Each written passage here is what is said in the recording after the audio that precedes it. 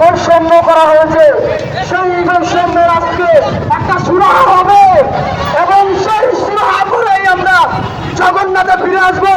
সবাই কি প্রস্তুত আছে? এই আপোষ না সংগ্রাম, এই আপোষ না সংগ্রাম, ক্ষমতা